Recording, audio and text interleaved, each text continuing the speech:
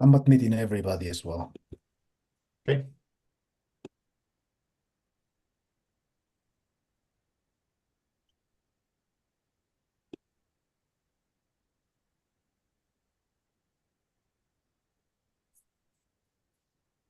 Hello, everyone. Let's wait a few seconds for people to join us, and we'll start right in a second.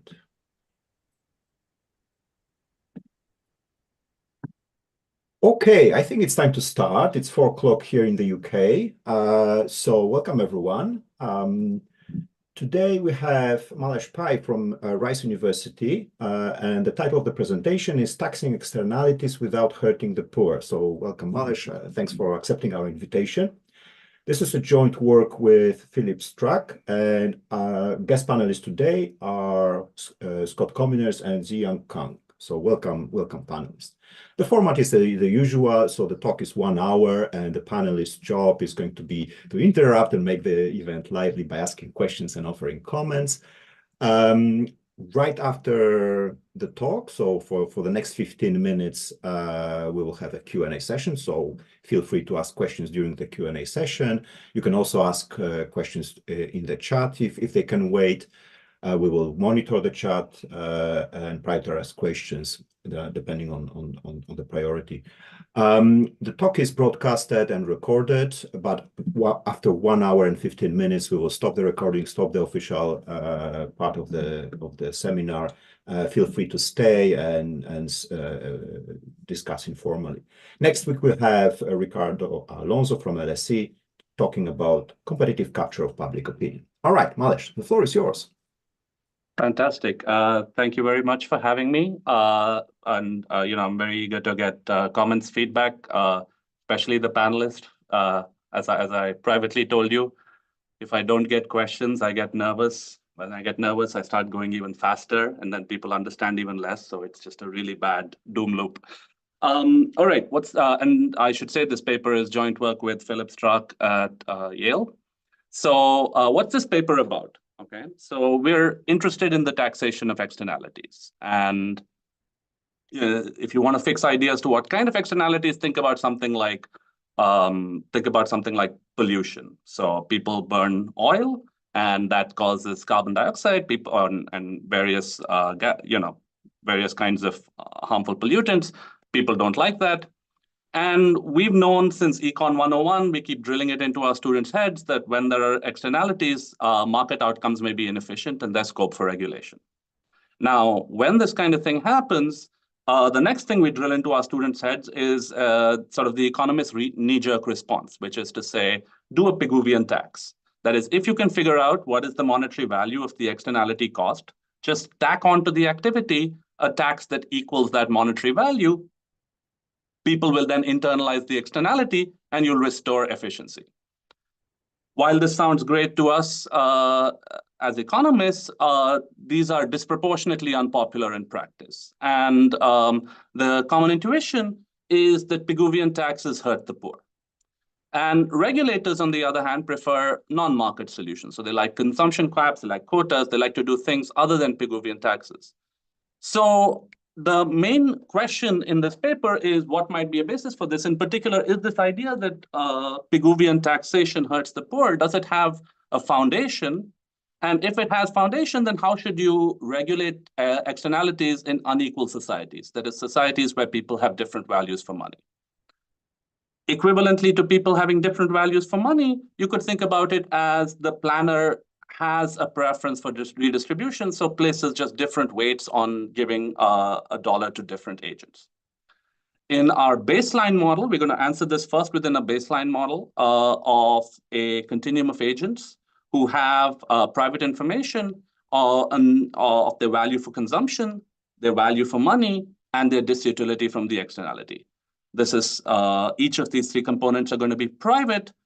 The distribution of types is going to be exogenously given, and the utilities are going to be linear. So it's going to be in a more classic mechanism design framework that has been popularized recently by one of my panelists and co-authors. And then we're going to move out of that. So what are going to be our results? So we're going to have three sort of general classes of results. So the first is we're going to give you what we think is a novel reinterpretation of Pigouvian taxation. And just a reminder, what is Pigouvian taxation? Pigouvian taxation would say just charge a linear tax on consumption, which equals the dollar value of the marginal social cost. In this setting, that's what you're going to do. Now you have this money that you got from taxing people. What you're going to do with that money, the only incentive compatible thing is going to be to redistribute these proceeds equally. So you raise $1 million, you have 1,000 people in your population, you give them each $1,000 back. Now, in this setting, which is a mechanism design setting with private information, you could ask, what are the set of Pareto efficient outcomes?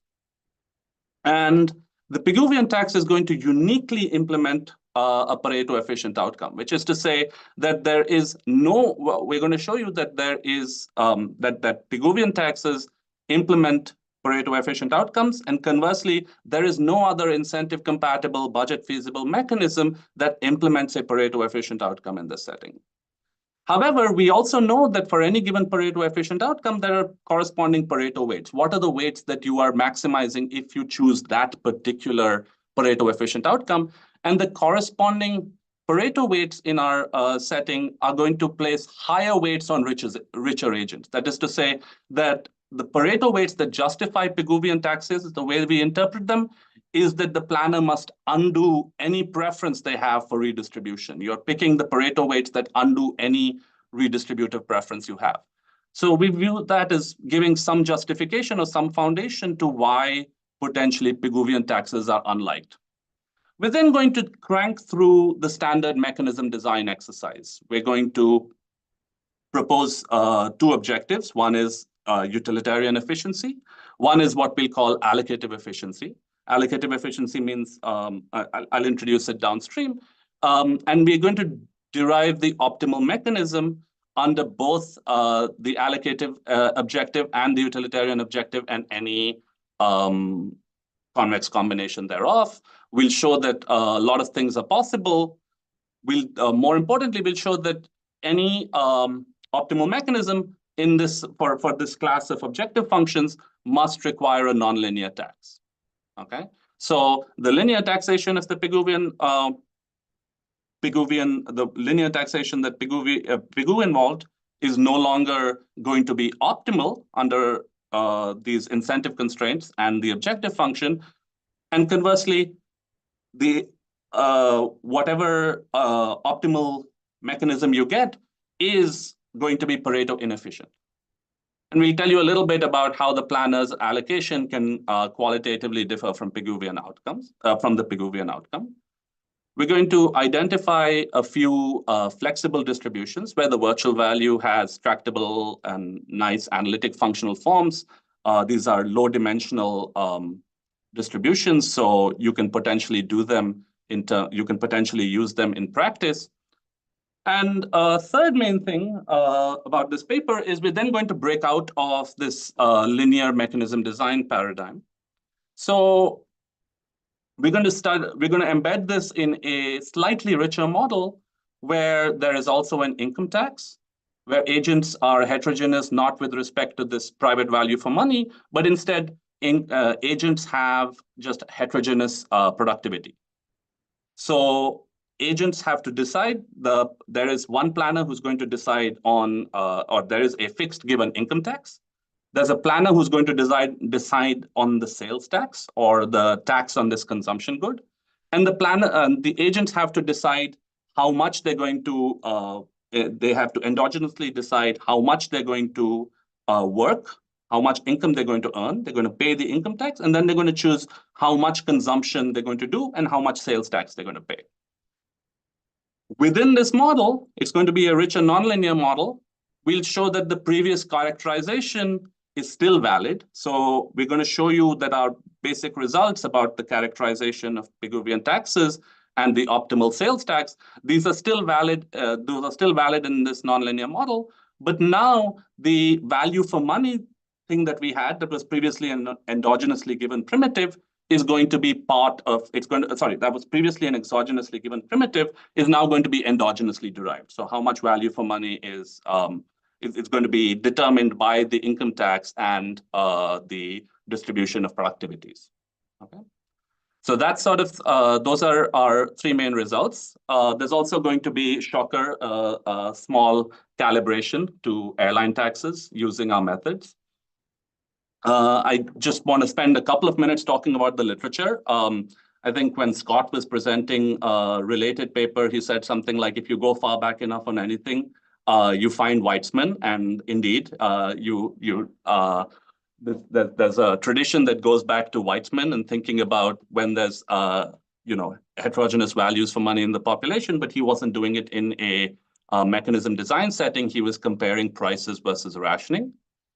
More recently, there's a paper by Daniele Condorelli, and there's a sequence of very nice papers by different randomizations of Dvorak, Komina, Zakparpur that have looked at these ideas of unequal societies and tried to do mechanism design in these settings. And if you haven't read them already, I urge you to read them. Also, my other panelist, Ziyang Kang, has a very nice and very related paper, which shares much of the mathematics, but has a slightly different focus. So in his paper, and please correct me if I'm wrong, this is definitely one, which is agents have private values for consumption, but each agent's consumption causes a different amount of externalities. So you and I, we might both consume a gallon or a liter of petrol, but I have a gas guzzler and you have a hybrid. And that's going to cause different amounts of, and he's going to, in this model, he shows the optimality of non-market mechanisms, and he does a whole bunch of other stuff. So that's a contemporaneous paper, and I urge you to read that as well. Because of our sort of nonlinear extension, this paper also touches upon a large literature in public finance and taxation. Like I said, there's this old tradition of thinking about the corrective taxation of externalities. And there's a more, another point that was made by Tulloch and then more formally by Fullerton and Metcalf was this idea of an excess benefit. That is that when you tax an externality, you first correct the overuse of the overproduction of that externality, but then you also have a bunch of money that you can redistribute. So that was called the excess benefit. And then a second line is this sort of folk theorem in the public finance literature, starting from Atkinson and Stiglitz, that gives conditions under which commodity taxation is useless for redistribution in the presence of income taxes. So the general idea is, if you want to redistribute, you should be using income taxes and not using commodity taxes. Our sort of nonlinear model has a little bit to say about that. In particular, it gives very specific conditions under which something like Atkinson-Stiglitz is true and says that in general, no, you do want to use commodity taxation. All right, I've spoken a lot. I'm going to take a 2-minute pause or a 1-minute pause just to see if there are any questions. And if not, I believe the next slide should be the model.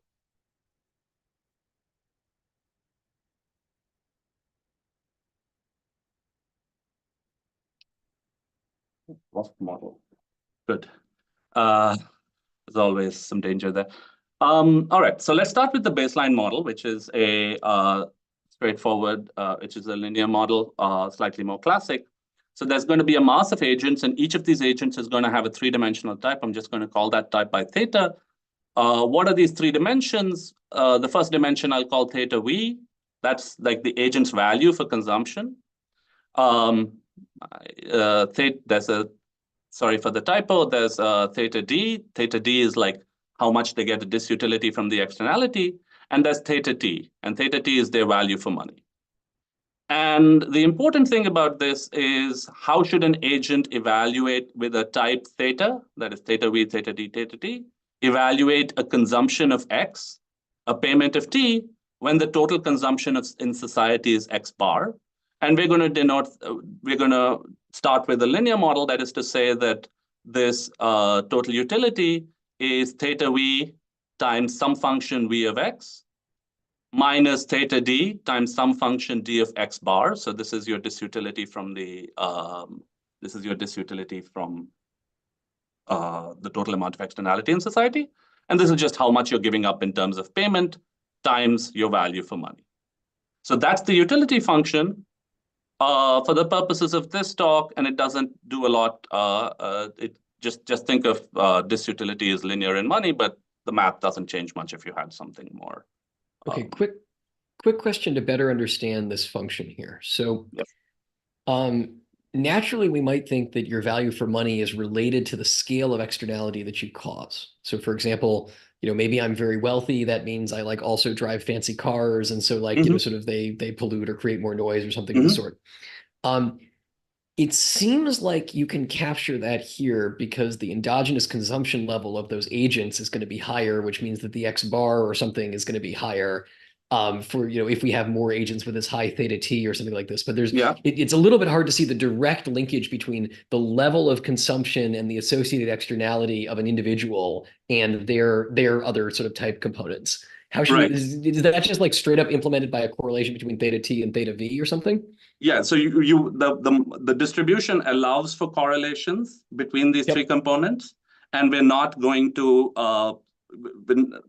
we're just going to let it be free form. We're not going to make for most of the paper anything like an assumption of independence.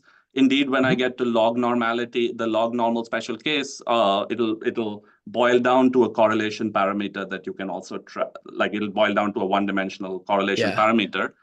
I should note that the mass one of agents, one thing it's going to do is it's going to say that any individual's consumption is going to have zero effect on the total consumption in society. Sure, so every agent is infinitesimal. But yeah, you could have like this model could allow for something like rich people also go and live in safety bunkers in New Zealand and are completely they cause a bunch of externalities, but they're completely insulated from any of the outcomes of those externalities. Whereas poor people live in the industrial side of town and are affected broadly. You could have all sorts of correlations built into the model. Okay, so let me just like say back to you what I think you're saying. So you can because you can build in correlations on the different components of the thetas. So like sort of that what you just described is like wealthy people have like theta sub d. So theta sub d is like perfectly anti-correlated with theta sub t or something like that. But it doesn't quite yet from that statement capture that the wealthy people have a larger externality because the scale of their externality is it has to do with the X that they're allocated. But I guess the point is under any mechanism or any set of compatible like something or other mechanism, it's going to be the case that you're going to allocate higher X to the agents with higher V on the theta V or something on the margin. And so as a result, we can implement things like groups of wealthier agents have higher externalities by just implementing theta T correlated with theta V. The mechanism is going to give them more X, and that leads to higher X bar. Great. Potentially, yeah. Or in the face of a given sales tax, the rich people choose to fly private jets all over the place, and the poor people are stuck, sipping out of paper straws. Great. Okay. Perfect. Yeah. Fab. Thanks. Thank you. Yeah. So I'm going to do a couple of normalizations in this model. The value of public funds is going to be normalized to 1. So that's just I'm just going to say that in the population, the average value for money is 1. If it was a number different, you could just divide it all out and you'd still end up with the same preferences. And the other thing I'm going to do just to make theta V interpretable is I'm going to assume that V prime 0 is 1. So the marginal value of consumption when you're consuming nothing is 1. The derivative of V at 0 is 1. And therefore, theta V captures your propensity to consume right when you're consuming nothing. It's parametrizing in one dimension how much you care about 1 unit of consumption, and then from there, an infinitesimal unit of first consumption, and then from there on out, the V function captures everything else. We're going to assume it's concave, differentiable, all the nice stuff. As Scott pointed out, the components of theta can be correlated. We're going to do the continuum model. The additive form is for analytical convenience. We're going to make and linearity. We're going to slightly relax that down the line, and we're going to assume that all 3 components are private information. In particular, it's something like income is unobserved by the planner or designer, or political constraints are precluding from conditioning on income, or there are other things in terms of the planner's preference from redistribution that are private to the agent and unobservable to the planner at the time of choosing this mechanism. All right. So just a quick question about. Yes. So you mentioned that V is concave. Yes. But I was wondering, sort of in light of your comment that we're taking D to be the identity function in this talk. Yes.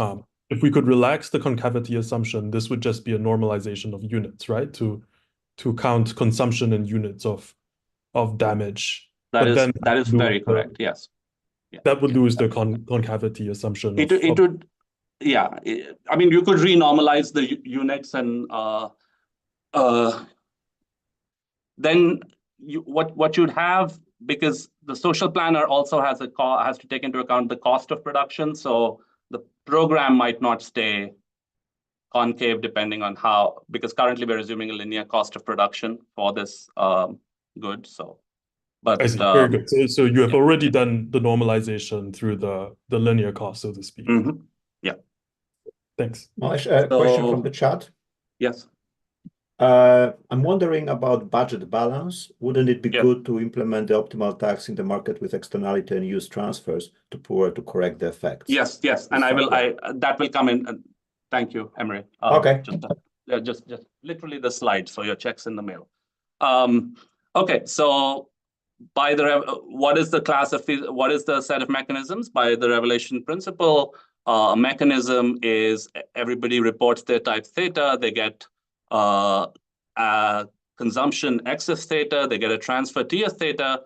The total consumption is just going to be X bar. Incentive compatibility is the usual thing. You prefer your utility under your true type when you say your true type relative to misreporting.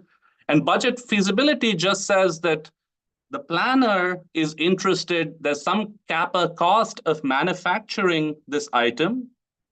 The planner just wants the total transfers coming in to be at least as much as kappa. You don't want individual agents necessarily to pay kappa on average. You can have you just want as a society as a society you're just putting a price on the object. People are picking how much they pay, and you as a society are making at least enough money to cover the manufacturing cost kappa for everyone in aggregate.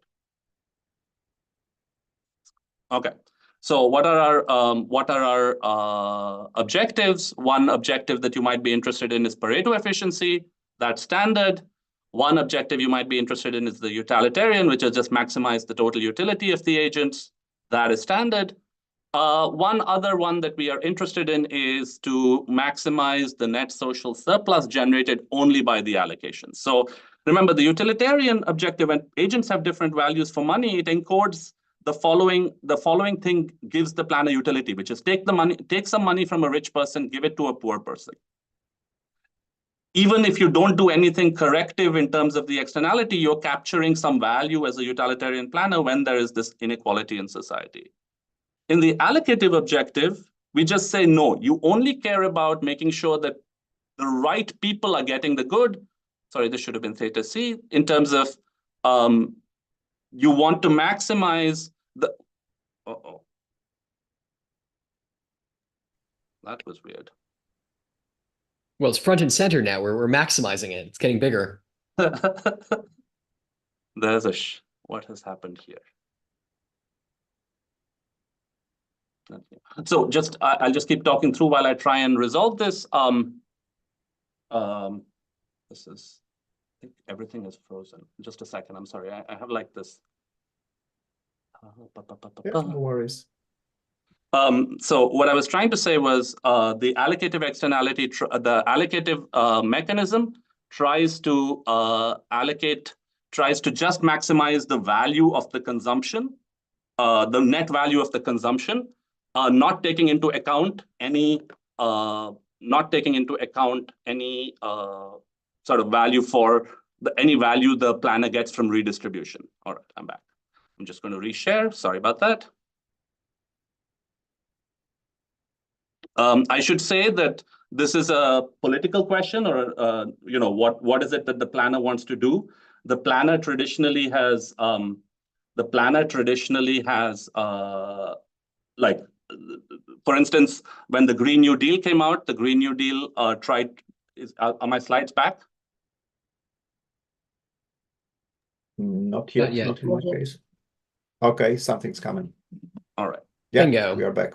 Bingo. All right. So, for instance, the planner likes the Green New Deal proposed taking a bunch of money and then redistributing it, and said, look, we're also getting value from the redistribution.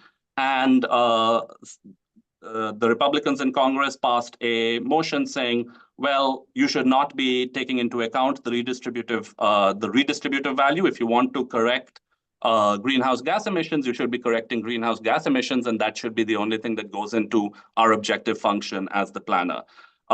Interestingly, it was a no-name congressman who sponsored this resolution, and he now turns out to be our Speaker of the House. So that's a fun side story. All right. Let me jump into our results. So, like I said, the Pigouvian tax charges agents the marginal monetary value of the externality, and then revenue is distributed equally. This is our definition. It's a mechanism. The first and the main surprising result to us was the following, which is the following are equivalent. You have the Pigouvian tax with equal redistribution. You have a mechanism that is incentive compatible and Pareto efficient. That is, it's an incentive compatible mechanism that picks a Pareto efficient outcome. And you have a mechanism that is optimal for a planner who places Pareto weight 1 over theta t, so 1 over value for money, on an agent of type theta. These three things are equivalent.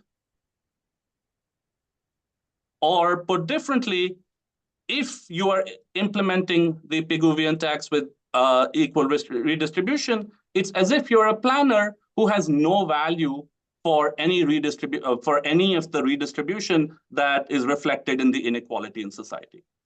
The proof is fairly straightforward. I'm going to skip it in the interest of time. And our sort of takeaway from this is that this sort of thing, if you look back at the public debate on Pigouvian taxation, this sort of thing comes up regularly, that Pigouvian taxes seem to hurt the poor. Our result, we think, provides a somewhat novel, if straightforward basis for this objection. If you want a different takeaway, of course, is that if you want Pareto efficiency as a planner, you are facing this incomplete information, you're facing this incentive compatibility constraints, you have nowhere else to go other than this specific Pigouvian mechanism. That is to say, a planner wishing to optimize for different welfare weights or different objective functions will have to give up Pareto efficiency. So that's our first batch of results. Our second batch of results is trying to... Wait, hang on. Yeah, sorry, go ahead. Yes. Sorry. Sorry, could I ask a question about the previous result? Of course. So this is about you. I'm just wondering about the interpretation of you here, because if I understand correctly, you encodes so in big U, I think that's counting. So richer individuals have lower theta value for money. And yes, you are already weighting money for richer agents by theta t. So would I be correct to say that richer agents sort of mechanically realize higher utility U already because theta t's for them are lower? So even though they make the same payments, you're mechanically already giving them more utility, so to speak. And so reweighting them by less weight. No, but you're reweighting them by even more weight, because 1 over theta t is larger for agents who have smaller theta t's. Right. So that's sort of what we think is interesting, which is to say that if you are doing the Pigouvian tax with equal redistribution, it's as if within the context of our U, we already have that fixing everything else, a richer agent is doing better off than a poorer agent. Additionally, if you are a planner who wants to run the Pareto mechanism, it's as if you are trying to further boost that by the inverse of agents as value for money. So you even put more weight on rich agents and less weight on poor agents. And that's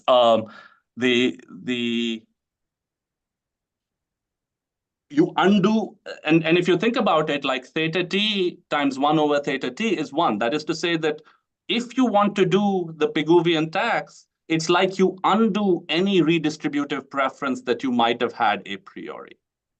Okay, so I guess I'm thinking about it. I guess I'm thinking about it in reverse. So thinking about giving a single dollar to a richer agent would give them mechanically less utility. But then you're reweighting it in exactly the correct way so that exactly. So you're reweighting it in exactly the correct way.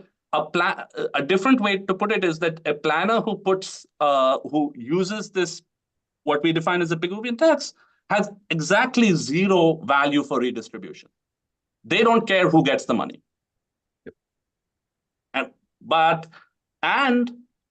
Given private information, given the incentive compatibility constraints, this is the only Pareto efficient point that is available to the planner. Everything else is foreclosed on them, given their incentive compatibility constraints. We know that there's a frontier, and because it's of the linearity of the model, there's a linear frontier, but they have only one point that's available that's incentive compatible. Everything else is gone.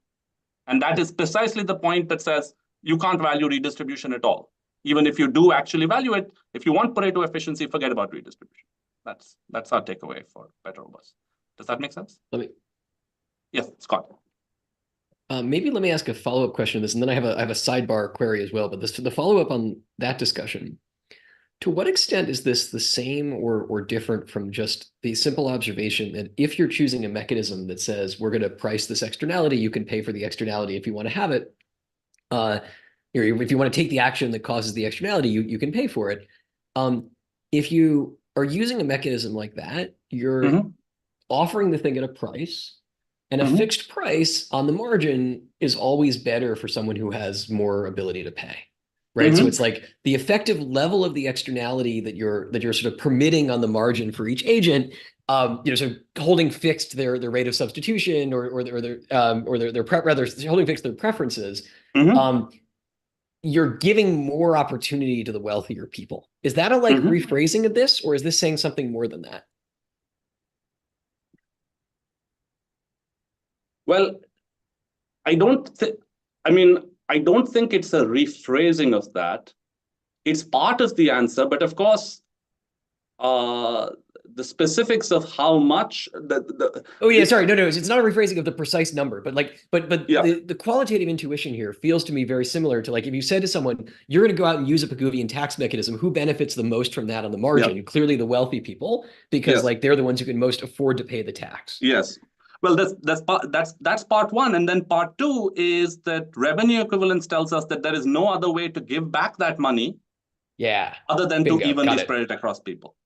Got it. Okay. So this I understand. So basically, so this actually perfectly transitions to my sidebar question, which is: suppose you could label people.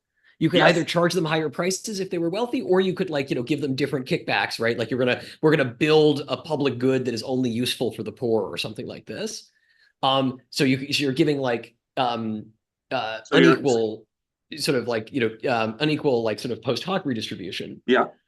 Does that completely escape this scenario? So if I sort of knew, okay, go ahead. Yes. It doesn't completely escape this scenario. It's sort of, if you have groups, some what you might have called tagging from the public finance literature, and you are able to condition on those groups. This result would then say that you have no, whatever you do, you cannot escape the fact that you must have no preference for redistribution further within these groups. So whatever additional information you have. Bingo. Understood. Bingo. Okay. So now if you have very good tagging information, absolutely, then this result is kind of vacuous, because the Pigouvian tax with the equal redistribution part is not a constraint that you're faced with. Yep. But absolutely. Okay. So that's the result. All right. I will Great, thanks. move onwards in the interest of time. So the planner's problem. Let me try and spend 10 minutes on this. I'm going to speed through this one because this is relatively standard in terms of the Myasonian techniques that we have developed for dealing with screening problems. So the usual idea applies, which is we say we have a multidimensional problem, but really you with one dimension of consumption, you can only screen along one dimension. That relevant dimension is the ratio of the value for consumption by the value for transfers. And we're going to define that ratio as rho, the willingness to pay, with the associated distribution H and density. A mechanism, as usual, is incentive compatible if and only if it's monotone on this willingness to pay. And the transfer satisfies the usual revenue equivalence formula. Because the planner gets utility from giving money back to people, the budget constraint, the budget feasibility constraint that Emre asked about is going to bind. And you're going to get a standard problem, which is that you can take the incentive compatibility constraints, dump them into the objective function, and then you're maximizing a sort of virtual surplus maximization problem, where the virtual value is given by these given by this slightly horrendous looking function. So let me just unpack that slightly horrendous looking function for a minute. There are three components. Remember, alpha is the weight you put on the allocative component of your utility function. 1 minus alpha is on the utilitarian component. So with alpha weight, what you care about is that when you allocate to somebody with willingness to pay Z, what is their actual value for consumption? So that's the allocative component. The utilitarian component really cares about two things. So the first thing it cares about is, look, from the perspective of the utilitarian planner, one thing they care about is just the money they give to people. Any money they have is going to be redistributed equally to everyone by incentive compatibility. So this just captures the revenue. And then because the average value for money is 1, you're going to just redistribute that to people who give you a utility of 1 on average. This is part 1. Part 2 is that when you allocate a given type with willingness to pay Z, you give information rents to types higher than that. This we know, this part we know is the standard information rent. Information rents are dollar denominated. So this is the value, the expected value to the planner in terms of the average value for money for the people you give information rents to. So this is the virtual value. You can go ahead and solve this. Sorry, and just to clarify, what is alpha here? Alpha is the weight. Oh, I'm sorry. Alpha is the weight that you put on the allocative component. So we are allowing for any objective function that is alpha times your allocative value plus 1 minus alpha times your utilitarian value. Okay. All right.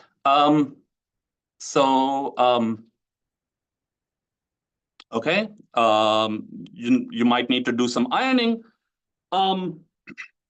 A few things that I'd like to say. So firstly, the Pigouvian tax depends on the joint distribution of the disutility for the disutility from externality and the value for money. That's because the Pigouvian tax says you have to charge people the expected monetary disutility that they're causing. The joint distribution of the disutility for money and the transfer has no effect on the optimal mechanism for the planner. Only the average disutility matters, and that's just coming out of the linearity of the objective function.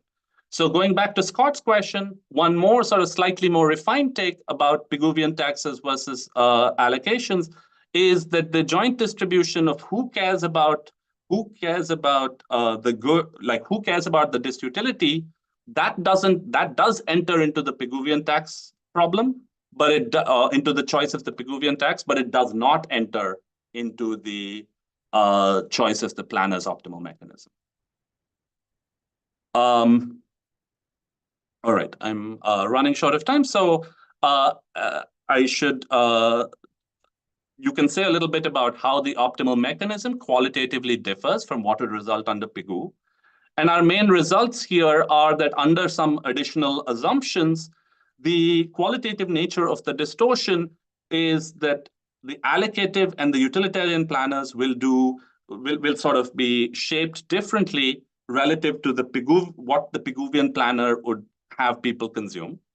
So if a planner is purely allocative, has a purely allocative objective, then the allocative planner will potentially, under these assumptions, will cause high willingness to pay people to consume less than the Pigouvian planner would, and will cause low willingness to pay people to consume more. And the idea is that under these assumptions, the fact that you have a high willingness to pay, if you have a high willingness to pay, it's probably because you're rich, not because you value consumption a lot. So the allocative planner wants to undervalue that. And if you have a low willingness to pay, it's not necessarily because you have a low value for consumption. It might be just because you have a very high value for money. So sort of the allocative efficient planner's consumption schedule, that is how much they have people consume as a function of their willingness to pay, which is the only dimension they can screen on, is flatter than what the Pigouvian planner would have them do. And conversely, the utilitarian planner might let high willingness to pay people consume even more. What's the intuition? You can take money from them and redistribute it, and that's going to make everybody happy. That's going to make the utilitarian planner happy. Similarly, you might get low willingness to pay people to consume even less. Why? Because then you leave less information rents to high willingness to pay types, and you can take that money away from them and give it to everyone. So that's sort of the story. So the allocative efficient and the utilitarian planner distort in qualitatively opposite divisions. These don't cancel out. So a linear tax on consumption is optimal if and only if the virtual values are linear, which non-generically only happens if there is no if the value distribution of the values for money is degenerate. So as long as there is variation in the values for money, J is non-linear generically. That's not a formal statement, but you can see what I mean in examples. And in general, the planner will, regardless of what weight they put on utilitarian versus allocative, they will use a nonlinear tax and they will not be Pareto efficient. So how practical is this relative to just like trying to develop some tag buckets so that they like equalize the marginal utility for redistributing to each bucket or something? Mm-hmm.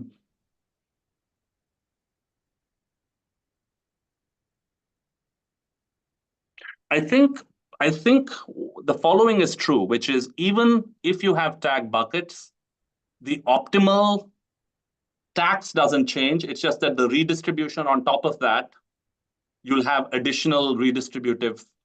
So there's not, really? You don't have to you could have imagined. I see. Because you could have imagined that the tax changes, that basically you like charge the really high wealth, low concern about externality buckets to make them care about the externality more or something like this.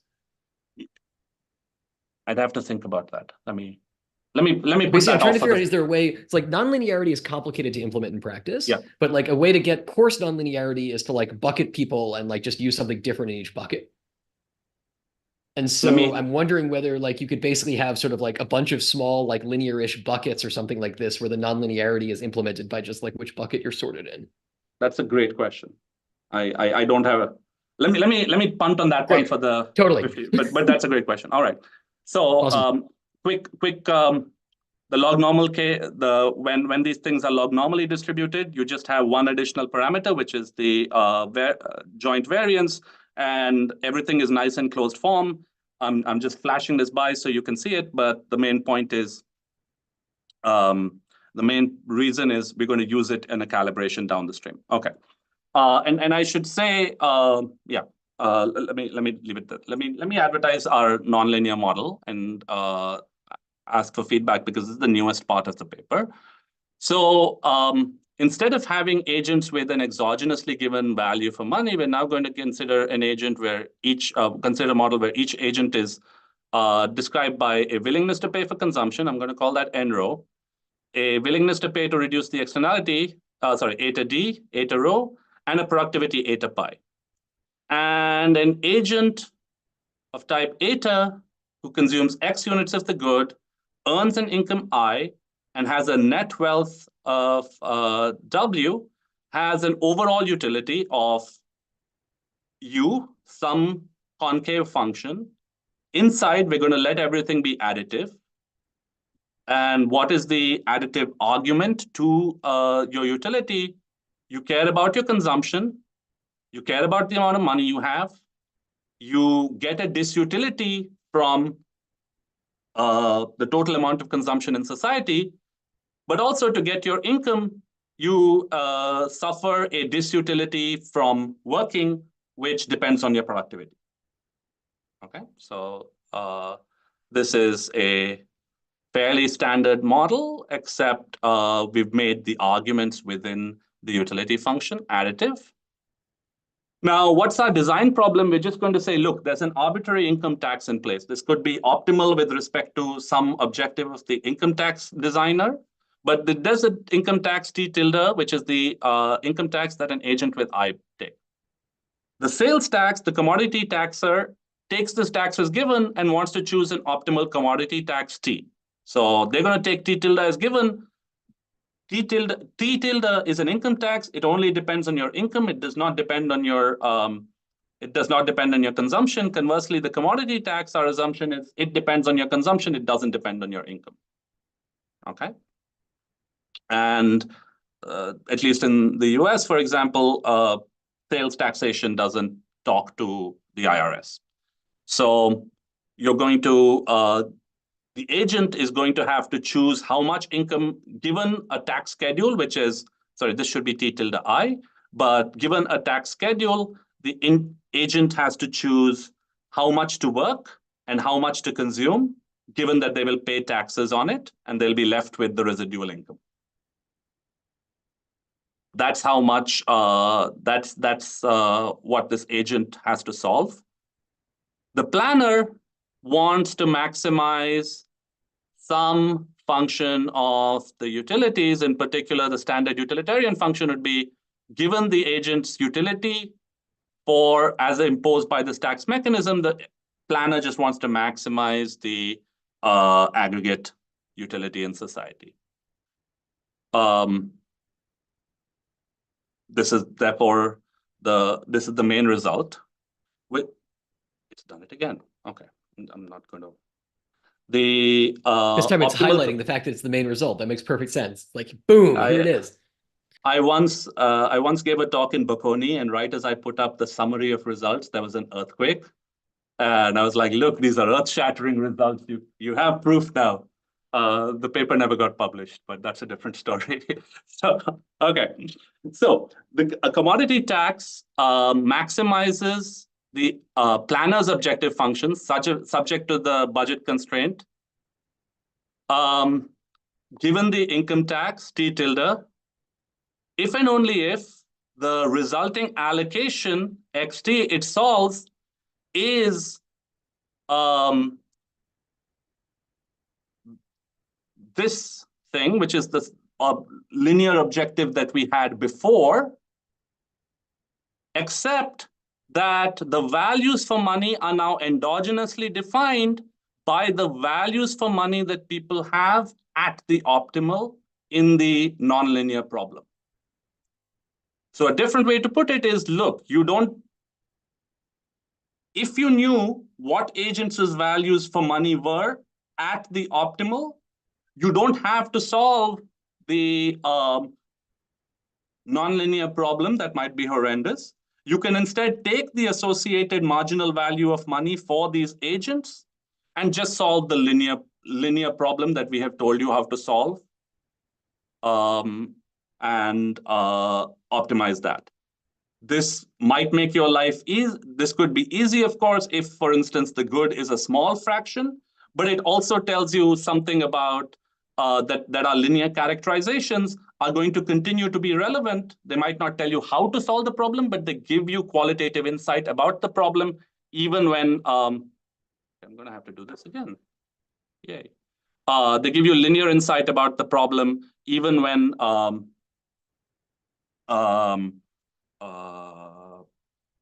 they give you insight about the problem even when you're facing an actual nonlinear problem. The linear characterization is useful.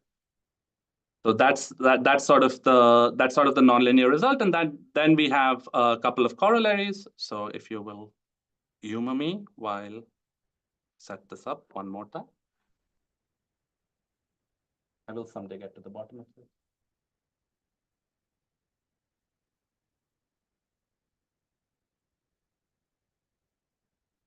Okay, you can see my screen again. I'm not going to touch my mouse. Something happens with this mouse that. All right.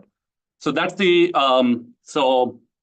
the characterization of Pigouvian taxes translates to this more general case. A different thing is that, I mean, this is not meant to say that this is a corollary of Atkinson-Stiglitz. This is just a corollary that is relevant for Atkinson-Stiglitz. Like I told you earlier, Atkinson-Stiglitz showed that if the good does not exhibit an externality and all agents have the same preferences over consumption, the optimal commodity tax is zero, and a utilitarian planner can solely rely on income taxes for redistribution. Our results, our previous results, say that in our setting, both of these conditions are necessary. That is to say that no externality and identical preferences are also necessary for no zero commodity taxes to be optimal. If either of these conditions is violated, then you want to use commodity taxes. Okay. All right. I have 9 minutes left. Let me tell you about airline travel. So some of us fly a lot. Some of us don't fly at all. There is substantial variation. Half the population of the US or UK don't fly. And on the other hand, it's also, people think of it as a bad part of global warming. It's more than the 7th worst country, apparently. And it's growing faster than overall emissions. On the other hand, there's a lot of disagreement on how we should do this. So Greenpeace proposes a progressive tax, a frequent flyer levy. I should add, by the way, that airline flights are one of those settings where you could potentially implement a nonlinear tax easily, because you have to give your ID to fly. I could just tell you at the end of the year, okay, you took 12 flights, you pay, $5,000. You took 0 flights, you get just a rebate of $600 or whatever. But progressive taxation has been proposed. Caps have been proposed. So the Green Party of Norway proposed that you should get 10 flights a year max, and figure it out. We're going to use the log normal. You're going to use our log normal model to calibrate this. And give you some insight on what we think taxes should be. So we're going to assume that the planner uses welfare weights of the form I to the minus gamma. I is the household income. Gamma is chosen out of a hat, but the one we chose that we have some justification for in the paper is that this is sort of, you as a planner would be indifferent between taking $2. You'd be indifferent if you took $2 from a household making $100,000 annually and gave one of those dollars and burnt the other one. So it's encoding a particular preference for redistribution. You don't like it, you put a different one. The methods work great. Sorry, quick we're going to assume that about, household income right, is log normally distributed. And we got basic income bucket data, and compared, like, the log normal distribution seems to fit the true income distribution fairly well, except at the left tail, where it massively underestimates. But otherwise, we're pretty good. All right. We're going to assume a simple demand model. Again, we're going to have a constant elasticity. So we're going to assume that this constant elasticity of demand for airline travel is negative 1.146, which is the mean elasticity we found in a meta study. And wait, sorry, quick question here. So we're assuming that the trip is the unit of observation, not that like people might change what trips they take if you impose the taxation or something. Because like, no, for example, so in the Greenpeace model, if you're limited to So 10 it's trips a a year, you reduced might form change model what where you we're do. saying you get a utility per mile of flying. And of course, with flights, if you had to reduce your flying, you might choose to go see your family and not go for the nice conference in Europe, or choose to go for the conference in Europe and ignore your family, depending on your life preferences. Well, no, but I mean, those measuring it in miles like incorporates this, because if your parents live like, sort of one hour away and the conference is 5 hours away, you're flying like roughly a fifth the miles. Like, so that's okay. Yeah. But it sounds like you're talking here in trips. The marginal value of an additional trip is in power form. So Greenpeace is talking about the first trip, the second trip. Sorry. So what we're doing we're allowing fractional consumption, because this is just meant to be a simple calibration. And we're assuming a thing that says every flight is 500 miles. Great, good. So one unit of consumption is flying 500 miles. Right, great, perfect, good. Okay. Now, I should say that we have, so what do we have in the data? What we have in the data is we have survey data that tells for a apparently representative collection of households that tells you how many trips they took, how many round trips. And we have income data from the census.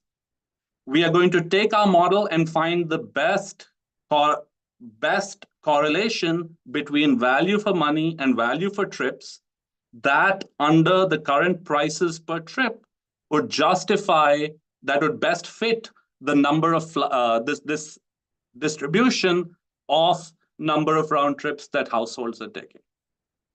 Okay. So we're going to do that numerical exercise, and we get visually we get a pretty good fit. So this model is doing a decent job of explaining or doing a decent job of understanding the demand model. All right. And just connecting this to your previous comment about the length of trips. Do you observe in the survey data like how long each trip is? We literally, it's a survey data that says you took 9 trips. And then we're going to say that you took 9 average length trips, which means you consumed 4,500 miles of, or 9,000 if it's a round trip, miles of consumption. You have this income. We have a utility model. We're going to try and best find, what is it? The copula, the gamma, the coefficient of correlation that best puts this together. Okay, and then we're going to resimulate what the model predicts is the number of trips, is the distribution of number of trips, and that does fit very well visually. There's more in the paper. All right, so then you can go ahead and say, what would the, we then say, okay, suppose, and we pick a number out of a hat, which has been proposed a few times. It's like $50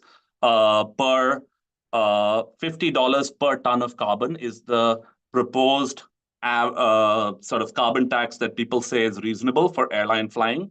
Again, the method works if you just put in a different number. But so suppose $50 per ton of carbon emitted is what a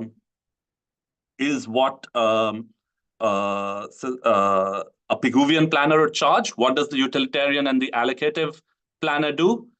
Well, interestingly, the allocative planner will charge an increasing marginal tax.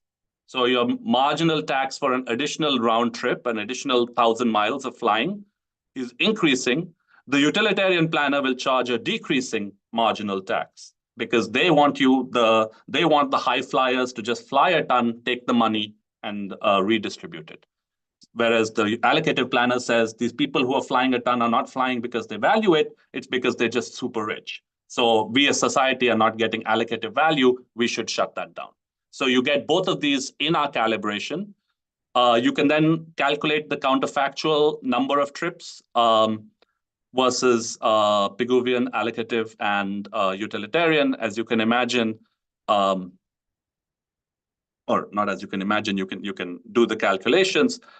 So this is sort of what you'd get on average. The allocative would result in a $550 rebate, but taxes would increase from $150 for the first flight to $342 for your sixth flight. The utilitarian would give a smaller rebate, but also charge people a lot for the first flight to try and price out even more of the market, but then let people fly out more in the tails because it's a decreasing marginal tax. The Pigouvian is flat at 50. All right. I have shown you my last result. That's the paper. It's also at 11 o'clock. So I will end here, take questions, comments. Thank you very much. I mean, we had so many questions during the presentations that I wanted maybe to say, you don't have to rush that fast. But anyway, thank you very much. And now it's a time for Q&A session. So maybe I can start with our panelists if there's any last comments or questions, maybe of a more general nature. I don't know, Scott, do you want? Is there anything? Sure. First of all, thanks so much. This is really, really cool. And I think prior updating with respect to the way we think about externalities, right? So it's a major victory there. If we could go back to actually the very last chart you showed, I think it's just the preceding slide. Yeah. I'm curious to think through sort of like how how the public would respond to the political economy of these different types of models, right? Mm-hmm. Like, what's for example, you can imagine the utilitarian model being really, really, really unpopular here as a public matter, right? We're going to charge everyone a really large amount for their first flights, but then we're going to learn that some people really want to fly a lot, and so we're going to gradually decrease the cost to them because we've inferred that they must have high values. That seems very difficult to explain. Whereas this sort of cost goes up over time, maybe better. So that's one puzzle. And then secondarily, you mentioned that airlines are a really sort of plausible case for this because your identity is so clearly tracked whenever you're flying. Where else could we hope to use these types of mechanisms, right? Complicated nonlinear taxes tied to individual consumption. Are we talking I'm going to borrow from Yeah. No, I'm going to borrow and I should say, and I want to give full credit, to Xiang's paper, which also tells us a lot about externality taxation. And I think his paper gives a different example. Go ahead. No.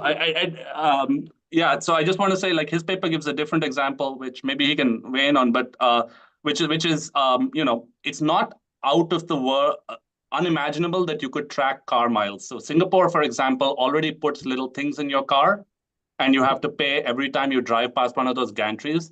They actually started in 2019 replacing that with GPS.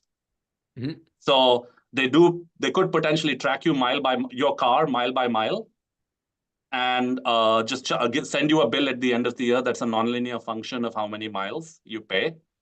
Those are the two that come to mind. You're absolutely right. Pharmaceuticals, you do track people, but you do track people's as you get for the ones that are prescription based. That's there. I haven't given that. Definitely, there are ones that would also be problematic or super difficult, without really implementing a police state or something. There are other ones where we currently, a lot of sales taxes are linear simply because otherwise you have either Sybil problems or remerger problems, which we deal with in various contexts in our life. So that's awesome. That's And then the political economy question, how do you think about selling these sorts of curves to a population? It's not the same setting, but there are places where this sort of, I think it might, some of it is going to depend on really selling this rebate or selling the tagged version of the rebate, that you are going to get benefits from this that outweigh any costs that you are suffering. The other part, I don't have a serious answer to this. So the other part I see is just, it's already out there. This idea of progressive flight taxation, for instance, is already out there. It's on the sort of, it's not super mainstream yet, but it's definite. I could imagine that increasing taxes, for example, would be popular because you'd be saying, look, most of you, you might not use this exact thing. You might say something like your first 4 or 2 round trips are free. So your 2 trips a year to go see your family, that's free. Only rich people, leisure travelers who are doing excessive travel, they are the people who will be paying. So that sort of thing might be popular in terms of political economy. But that's not a seriously thought through question. I think this was more as like we don't intend this calibration as being like, okay, this is the number that they should be charging next week. We intend it more as here is like that this model generates sort of meaningful insight into why you might want to, for instance, do increasing versus decreasing taxation for these things. Cool. Thanks. Excellent. Ziyang, any further comments or questions? Yeah, I just wanted to echo Scott in sort of thanking Mallesh for this presentation. It's very cool, especially in the setting of redistribution. I just find your motivation very compelling. So thanks for the talk. Yeah, I guess I had a question about the empirical calibration, trying to think through. So I guess looking at these numbers, it suggests that there is going to be very different, like the monetary amount of tax being charged under these different counterfactuals, that's going to be substantially different. But you showed us another chart that showed, the counterfactual response to these taxes, and this seemed, smaller in magnitude than the actual monetary value. So I was wondering whether there was a welfare translation of this chart. No, this is it's just half the people don't fly at all, and then like the log normal will have a lot of people taking like 20, 30, 40 flights. So those people are going to drive these rebates. So it's the log normal that drives this. We had to use a low dimensional, we couldn't use a richer form function or like a richer distribution because we have very coarse data. So we only have these 9 buckets and we have the census buckets. If people are aware of richer sort of survey data on flights by income, for example, then we'd be, we could try rerunning it with a richer thing and see what we get. But this is more as an illustration and partly just as a application of this log normal model that I sort of breezed over.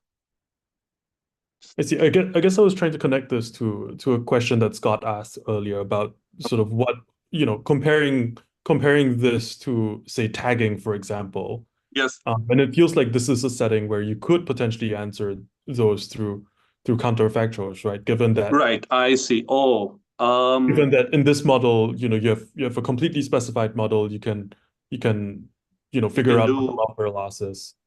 Yeah. I don't have a great answer off the top of my head, but I think I think I should also think a little bit more about just Scott that this class of questions per se. Yeah. Excellent. We have a raised hand, Angel. So yeah, I have a question about, I'm struggling to understand the allocative problem, okay, that you have in the slides. So let me tell you why.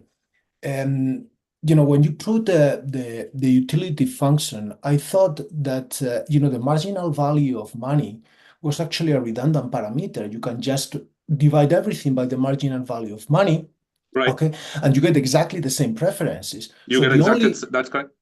So the only reason why the marginal value of money matters is because later on you're going to do utilitarian analysis. Yes. But then I'm surprised because when I look at the allocative problem, in the allocative problem, I was expecting to get that, and you don't do that. So this is where I get lost. No, so you are right. We could have equivalently written the model as one where everyone is quasi-linear in the standard way, and there's just different planar weights on the utilities of different people, which is the value for money, right? And indeed, I think one of the second of Dvorak, Commoners, Akbarpur, writes it explicitly in that format and does the analysis that way. Second in the order I read them, which may or may not be second in the order they were written. Sorry. Also second in the order they were written. Okay, good. It happens to be a well-defined pointer. Yeah. So now, so now you have this model where agents are, where you have different either Pareto weights, or either these different welfare weights on agents with standard quasi-linear preferences, right? When you have that, maximizing this thing is not the same as maximizing this thing. Yes, okay. I mean, okay, I see. So my problem is that when you talk about allocative, I thought you get away with weights. That's the reason I got confused. I see. Okay, no. Okay, that was my problem. Yeah, I understand what you say. Yeah. Okay, good.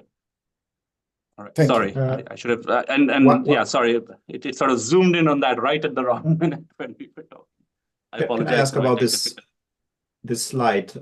Just pedantic question. What is C? Yeah, that should have been theta C. That should have been theta C. Okay. It's a typo. I make strategies with my own notation to try and maximize confusion. Excellent. And the second question, is there a resource constraint in the last definition, utilitarian? There should be, right? Because it doesn't say budget constraint. Well, I mean, that there will be downstream. Here, if the planner could, the planner would, if the planner had an extra $1 billion, the planner would use it. We are going to look at utilitarian objectives subject to the budget constraint and the incentive compatibility constraint. Okay, so this is an objective, this is the not the unconstrained problem. objective. I see. Yeah. This is just the objective, and then there are constraints. Gotcha. This is not the problem. This is just the objective. Gotcha. Exactly. That was my problem. Yeah. That was my problem. Okay. Any other questions? Can I ask a very unfair question? This is very unfair. Please. Okay, so we're not taking into account the welfare of airlines, just to put it into. We're not doing general equilibrium effects. No, we're not. Yeah. So I've been thinking, but these policies have serious consequences on these. Yes. Right. Yeah. So I guess it's not just a question for you, but for this whole debate. Do people ever take this into account when this is being discussed? Because it seems to me that it ought to, right? It should be. I mean, do we want to destroy the airline industry on top of doing this or not? Yeah, that is exactly right. So like my counterfactual prediction is that if you put these taxes, the average number of flights people take go from 4 to 2. Roughly, you can look back at the slides, but that would be half, and there would be huge general equilibrium effect. So that can't be, a more serious actual taxation would have to take into account the surplus that is being generated because part of what's driving this assumption is that there is efficient manufacturing of the good at a fixed cost, kappa. And that's not, airlines are not a linear production technology. So you'd have to, if you were doing it, you'd have to do it. And it can be defined within the context of this model. We just haven't done it. So could you also do this? Sorry, go ahead. So I was just going to ask, so I guess what you're trying to say is that you could maybe modify the production technology a little bit and still say something useful about the question that I asked within this model. Yes. I mean, and not, it's not even like you could maximize, you could change the production technology and just, you'd then be doing the correct notion of consumer surplus if you have the right production technology. But we definitely did not do that. Do people do it? I think part of it is that the levels of taxes that are being proposed are currently not ones that would have massive general equilibrium. So the ones that we're talking about are like a $5. I think the UK wanted to put a $50 tax on transatlantic flights, which are on average like $1,500. So we're not talking the order of magnitude where general equilibrium effects should be large, but they should do. Obviously, they should do it if they're taking the. But I mean, the numbers that you've showed for I take the point you in answer to Scott's previous question that was that the rebate kind of is a discount on the first few flights, so you wouldn't be paying $280, I suppose, the first flight. You'd be actually thing, maybe 0 or 10 or 20, and then you progressively go up. But those are big numbers, actually, the ones that you those are big. Those are big numbers. This is just taking the model literally. This is taking our model literally of linear taxation and running with it. Yeah. Okay, sorry, Scott. Okay. No worries. I was just gonna say, possible another way you could like take the airline's welfare into account is by changing the weight on revenue, right? Treating it not as a 100% rebate. Some of it actually goes to the airline, so we're raising revenue, but not sending all of it back to the user, to the consumers. Okay. Yeah. I think you need the model. Yeah. Okay, I think we've hit quarter past, so maybe we can stop the official part. Thank everyone for participating, Mallesh for giving a fantastic talk, Scott, Zian for very active, very useful set of comments and questions.